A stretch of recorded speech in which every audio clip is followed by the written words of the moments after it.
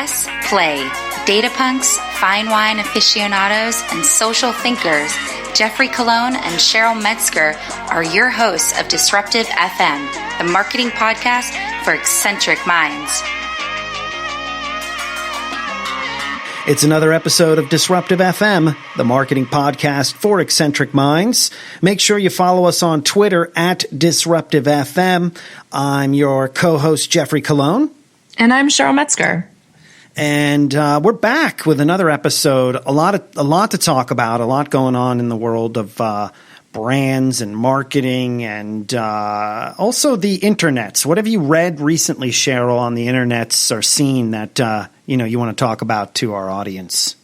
Well, I always like sifting through articles about policy, geopolitics, but nothing caught my eye today more than this hilariously awful, fantastically terrible article from the New York Post, which everyone is talking about. I don't know anyone who hasn't seen this or talked about it today, which is really perfectly titled, "Why I Won't Date Hot Women Anymore." Also interesting to note that the URL, the code or, the script that's in the URL calls the article, "Why Hot People Aren't Worth Dating." So I like the nice, the nice rephrasing of it. So maybe they're not worth dating, or why this particular gentleman won't date hot women anymore.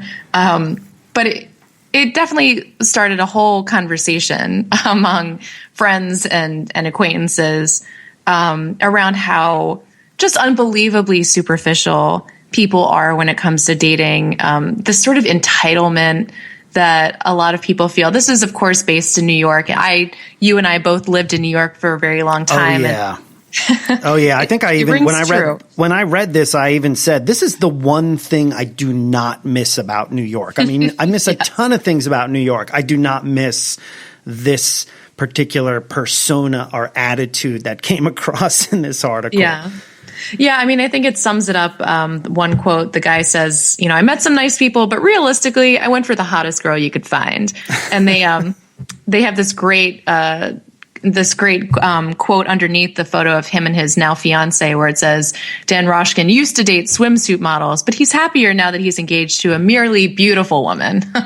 So he's slumming it with just an average beautiful woman. Merely beautiful, we might want to note. Merely beautiful, not stunning. Yeah, but it was really interesting too, because a couple things stood out to me about the article besides how hilarious and satisfying it was to read about such awful people. But one of the things that stood out is, this guy is a 40-year-old man in finance. They note that he has a full head of hair. So, he's kind of a typical stereotype people are used to in New York. But there was also the flip side stereotype, the 23-year-old PR girl. Yes. We've met them. We've met them, Cheryl. We've met them. For sure. In fact, I don't even want to use the term that I use for, the 23-year-old PR hack. Representative. But yes, I digress. Continue.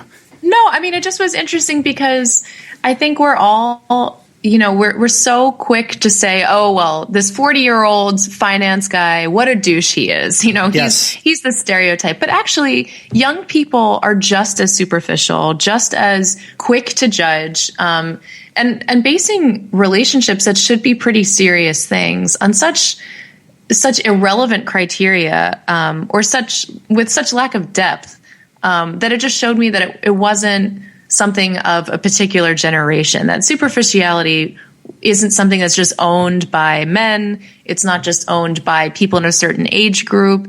It's not even owned by people in a certain region. Because, when you talk about superficiality, one of the things I noticed about this article is a lot of people didn't read beyond the first paragraph or two.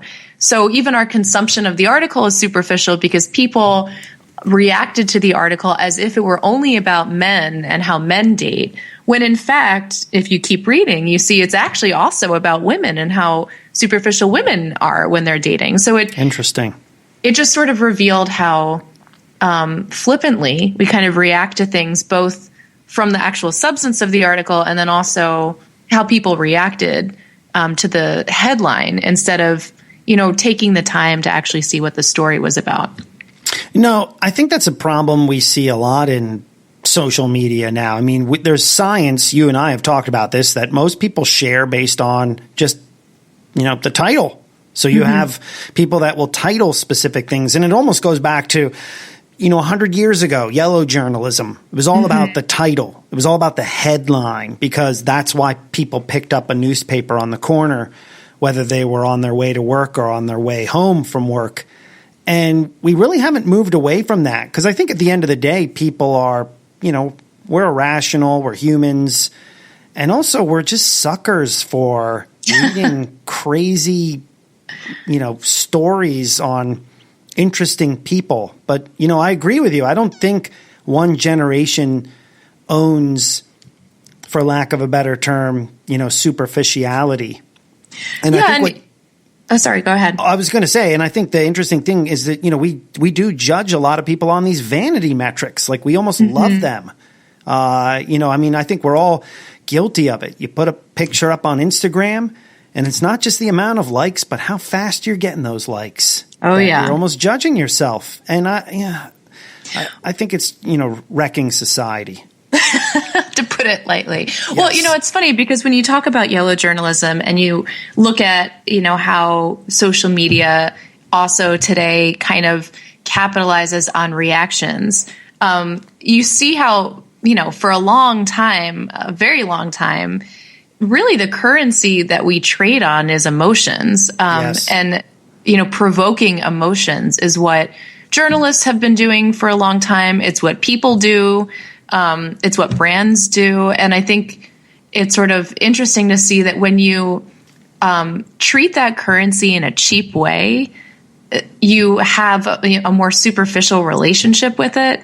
Then you're going to have the same kind of unstable relationship that this article talks about in romantic situations, that like, if you're just connecting with someone as a status symbol, as a reflection of yourself, you don't spend any time getting to know who that person is, that currency is pretty cheap that you're trading on. I would agree. Whereas like if you go to other places and you see how, people look for a partner based on values and based on having shared life goals and deeper reasons for being together, they have more stable relationships. And I think, we see that with brands too, that when they invest in the person that they're selling to, in knowing who that customer is, in being human in their interactions with that customer, that relationship is on much more solid ground. And the currency, that emotional currency that they're exchanging with the customer, is a lot more valuable.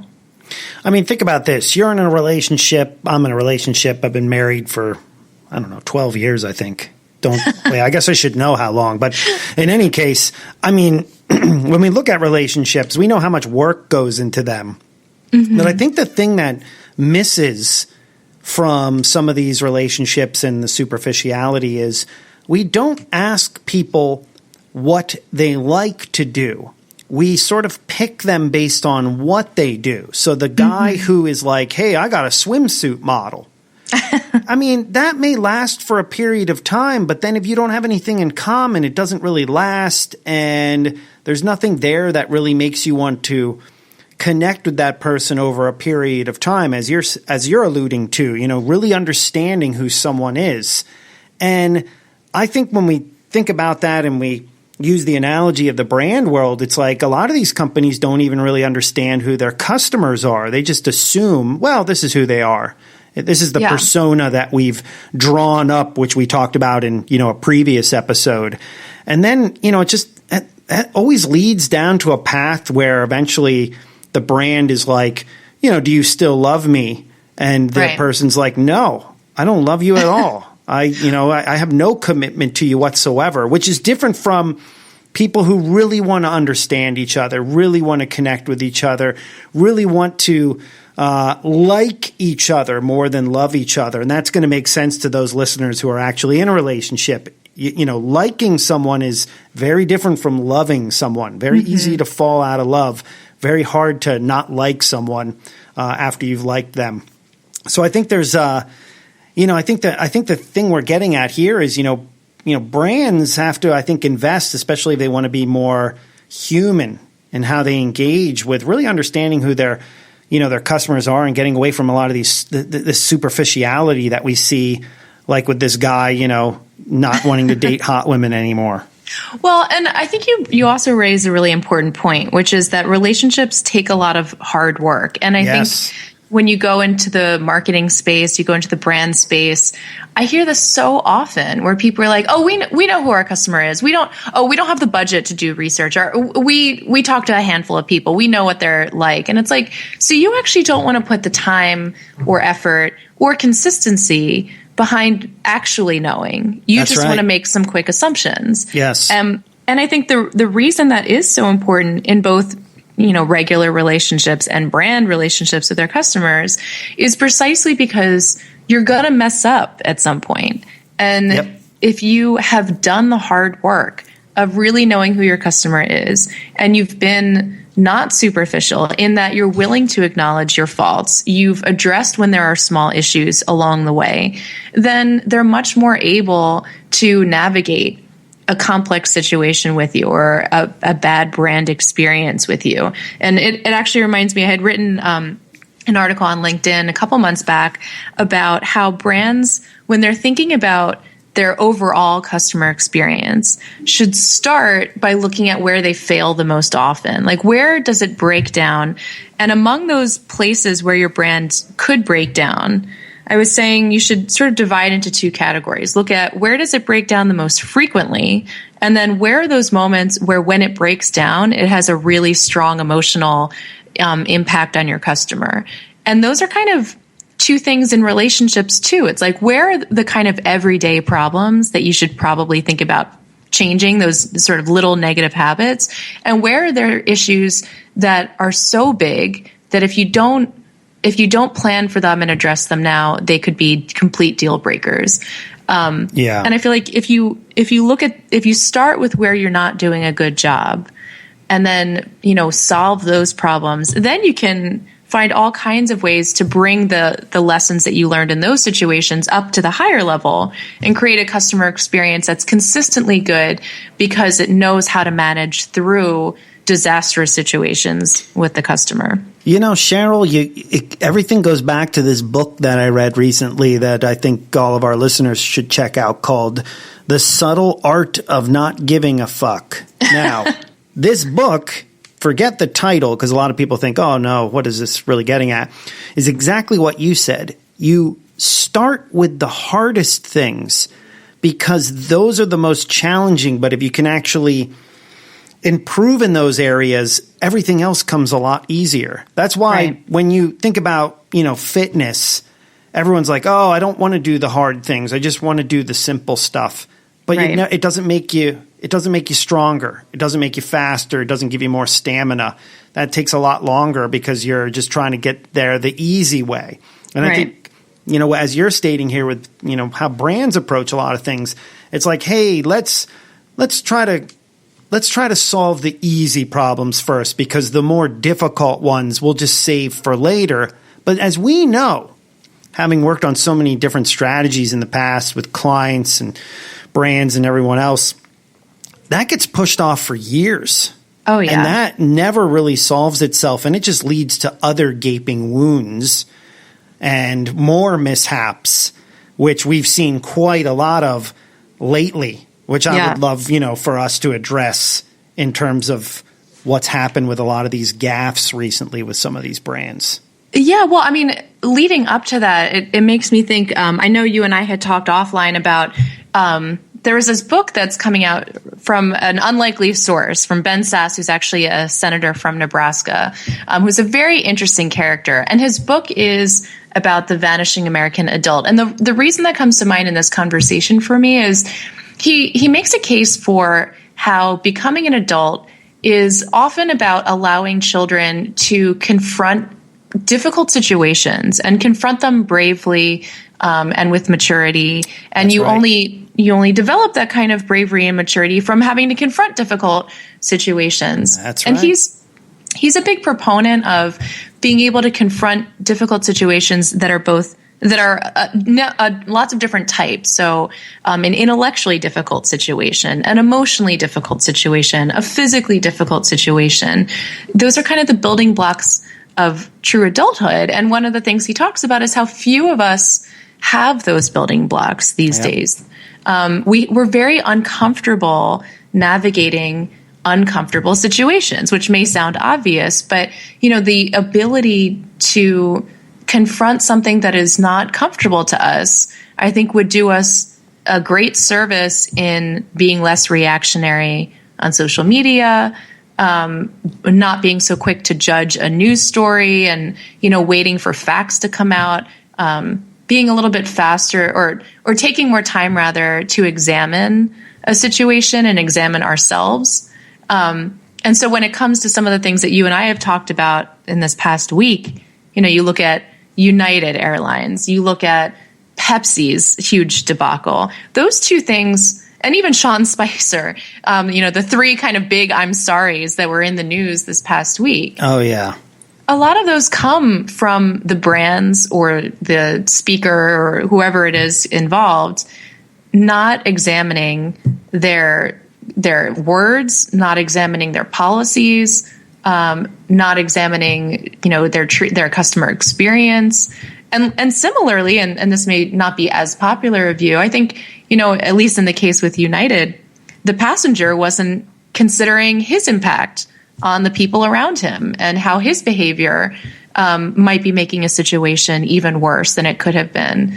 So it just seems like there's this tone deafness because, the people running brands and the people who are customers of brands are no longer taking the time to think about the situation and to address discomfort and to be thoughtful about complexity. You bring up an awesome point, which is how many times have we been in situations where no one knows how to react because they didn't realize that things could go south. So I love these, strategies where they're very clean processes, very linear, very much, step 1, step 2, step 3. And, I even get this when, people give me 1 star on the book that I wrote. Most of those are people who say, it doesn't have any tactics telling me what I need to do.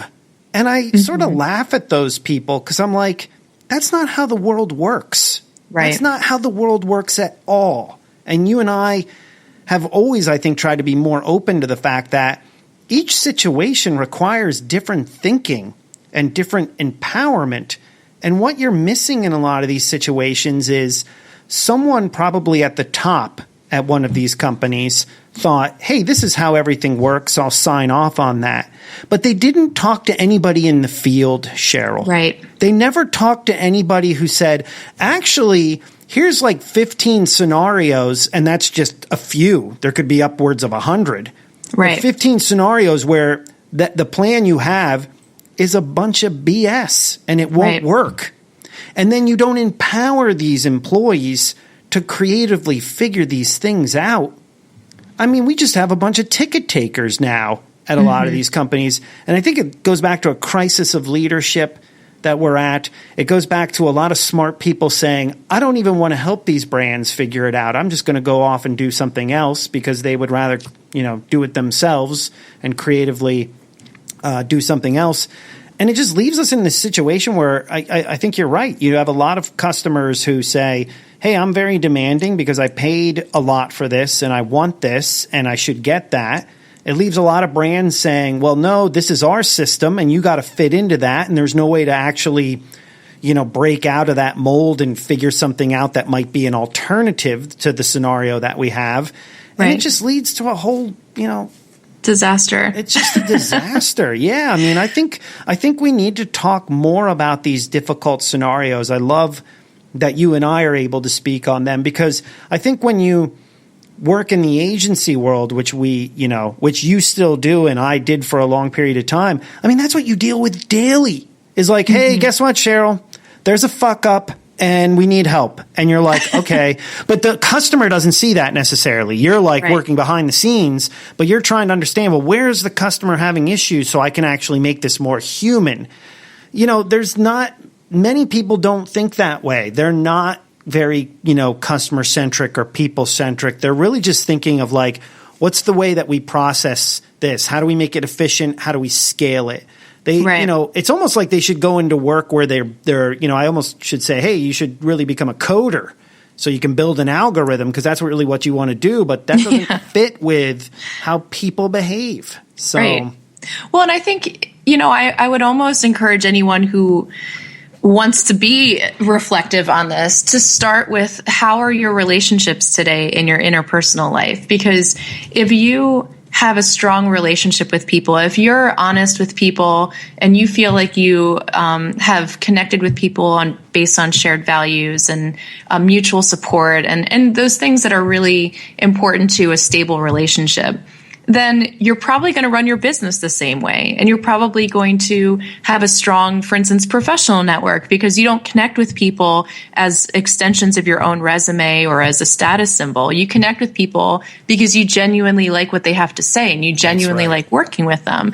And similarly, if you're running a brand, you're not going to say, hey, I see this superficial thing. The Pepsi commercial is like the bikini model, and the Pepsi executives are this 40-year-old douchebag where they're like, yes, we went there, folks. I love it. Well, they're like, hey, that's a hot topic. That's sexy right now. Let's do that. And it's like, wait, that doesn't make any sense for who you are and what you want to be and what matters to you. Sugar water and co-opting, collective movements. Right. Because it was hot. It was hot at the time. That was the new young thing for Pepsi to take on a dinner date. And you know what? That date didn't go very far because that's not how you build a relationship with people, by co-opting something that's very superficial. And the same thing with United. They're trying to have a superficial relationship. They're managing so much every day that they don't have the time to plan for the disasters that can happen in their customer experience. And if they had, then they would have had a whole host of other options for dealing with a customer that wasn't cooperating in the way they wanted or, addressing their poor policy choices. And similarly, if the customer who was, really unhappy from that situation was the kind of person who could understand the complexities of a business. I feel like we're all so entitled as customers these days because digital technology has allowed us to feel like everything is in our control. Everything should be immediate. We should never have discomfort. If we were more comfortable with complexity and discomfort, he might have understood that airlines aren't doing this just to make a passenger's life miserable. There's a whole domino effect that one late crew arriving at another airport and missing their flight has on the entire system. And not that every passenger needs to understand how the airline industry works, but my point is we're so unable to deal with discomfort and we're so unforgiving that we're not even human towards brands and towards businesses that have challenges because we don't expect there to be any anymore. Everything should just be perfect and simple and fast. And I feel like both brands need to be less tone deaf, but I also feel like customers should be less tone deaf, that it's not easy to run a business and there are going to be hiccups from time to time. Yeah. And, I think maybe setting up more true customer relationship management engagement channels that you just don't turn to when, things have gone south, I need help, but really help with engagement day to day. Right. Is just so key. I don't know many people, and you bring up a good point. I don't know many, people that will tell me, hey, I love, this one brand because I actually use them. And I reach out them to tell them what they're doing that's actually good. I only reach out to them that, when I'm telling them that, when I want to tell them something bad. Right. I think if you can, as a customer, you should actually, reach out when things are actually going well, because that feedback is listened to a lot more. We really are moving more into a world where people are listening a lot more to figure out, is everything sort of working like people would like it? And no, we don't just want the survey information right. To give us that. We want real-time information. That's why people will literally ask in stores now, how was my service? And and you can say, I thought it was wonderful. Now, of course, you could lie, but I mean, usually they will do that when you've run into a problem. because they want you to actually say, hey, I don't know if this was really I think you made it difficult. And now I have to go talk to corporate to figure out what's going on here. All these things, I think, all this information and all this communication, it is used, or it should be used. And I think, people should continue to tell companies, as you said, when they are doing things well. And at the same time, if things aren't going well, then it's also important to tell them, but not just when something has happened that you would identify with, so that you can just show outrage. I mean, with what happened with United, I'm sure a lot of people were outraged, and I feel them. We're all humans. But I think the next time you're in a situation when you're flying, if something bad happens, that's when you should actually go and say, hey, look, I'm trying to be nice. I'm not being inhuman here, but this sucks, and here's why. And if you actually approach it in a human way, and I've done this quite a bit because I know you and I fly a lot, people are really open to that. They're the employees are much more open to that, especially if you're not being an asshole. But you're like, hey, look, I know you're having a bad day, and I know things can be tight, but here's what's happened. Is there any way that you can maybe help me here? 9 times out of 10, they do really want to help. I mean, we all are social animals, and I think we want to, be part of sort of a collective. But if we just wait to let our temper run, I mean, nothing really gets solved.